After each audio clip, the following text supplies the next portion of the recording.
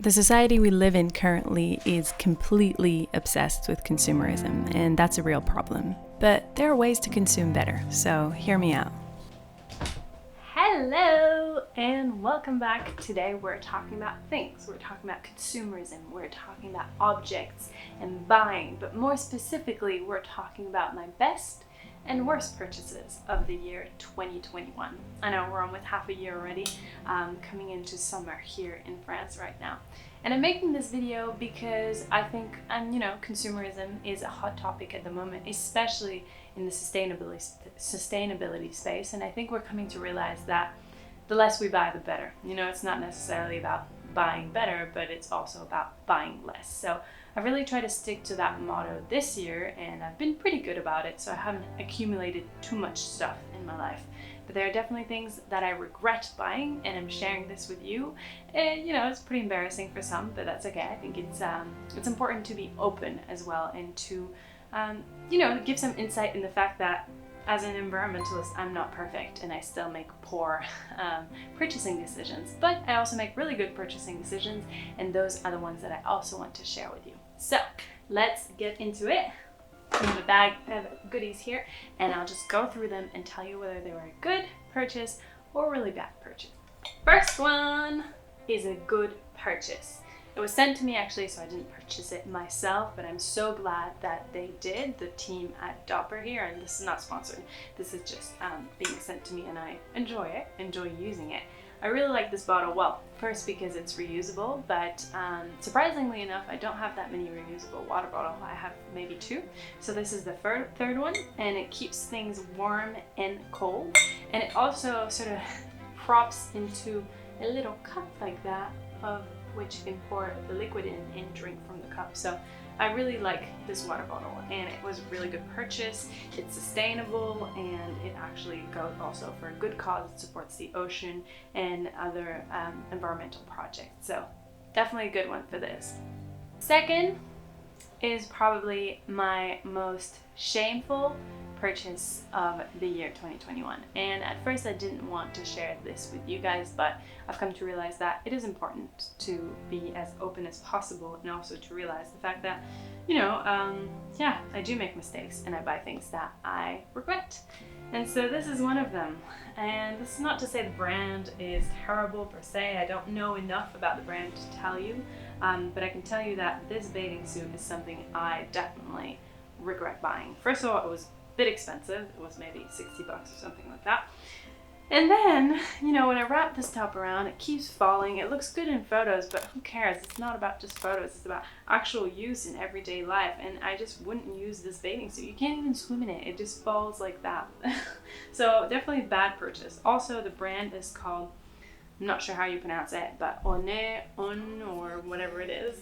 And it is not a reputably sustainable brand. It is, I don't know if it's fast fashion or a huge brand per se, but it definitely doesn't have any sort of sustainable practices within it. So I very much regret buying this bathing suit. It was an impulse buy, and it hopefully will be my only fast fashion or, unethical fashion purchase of the entire year.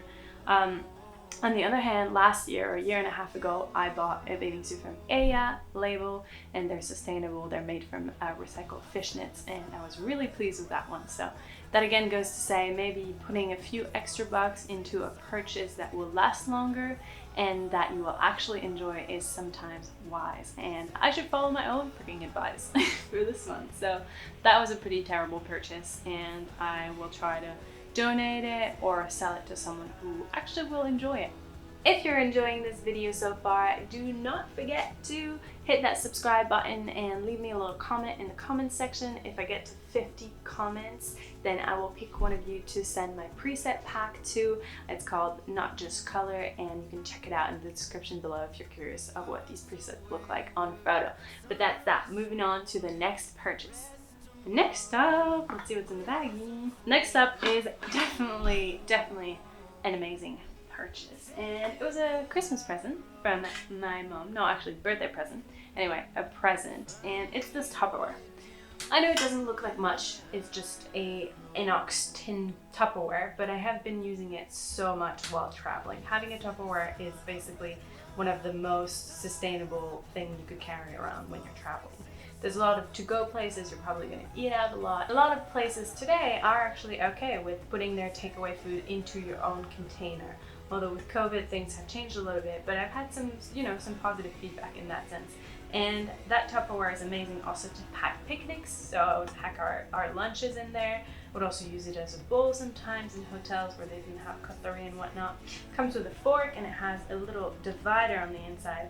It's also sealed, so it's really intense and kind of hard to open, but keeps things really, really tightly packed in there. So an amazing purchase on my end, and I'm so glad it's in my life now. So very sustainable too. Next up is a bad purchase. It's a bad purchase, and it's something me and Jake have actually been talking about, and it's the whole concept of either the metal straw, or in this case it's a bamboo straw. Although it sounds like a wonderful idea, I just don't carry it around as much as I should, and you don't really need a straw. I think it also comes down to that.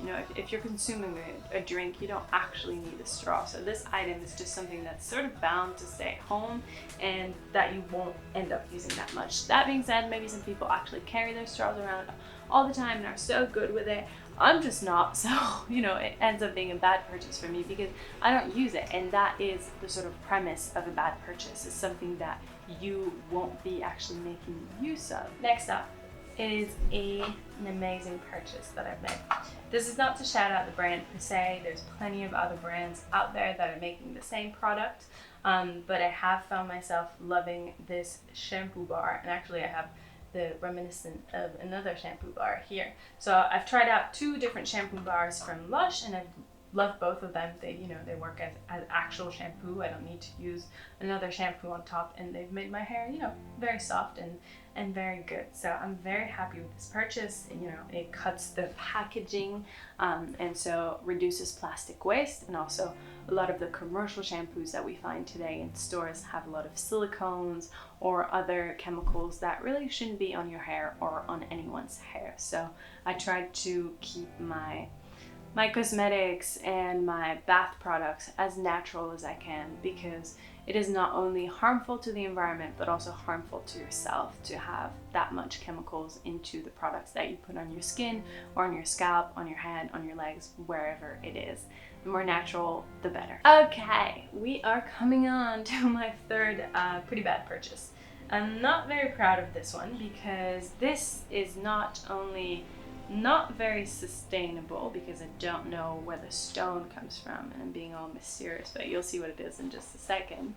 And it's also a bad purchase because it sort of buys into the idea that you need to look different or be different, and that you will look different and be different with the thanks or help by some accessories that you buy. So let's reveal the mysterious object that I have here. and it's a rose quartz roller. I very, very rarely use this thing. You're supposed to massage your face like this, and it's supposed to make you your puffiness go down or whatever. But it's just another accessory that we're selling to women to make them feel like they don't look good enough and that they should look different, and that this little thing is actually going to help them achieve happiness. This little thing has not allowed me to achieve happiness. It's allowed me to be $30 poorer. Yeah, so I don't recommend the jade or rose quartz roller. Unless you're a beauty influencer, then maybe you want to look that things up. But who has time to spend like 10 minutes doing that a day? It feels good though, I will say. It feels good on my skin right now. But I just don't use it enough to make it, to put it in the good purchase category. Definitely not. So, sort of sorry about this, and I will know better next time. Coming on our last 2 sustainable items, and items that I'm very glad I purchased, and I'll start with this one.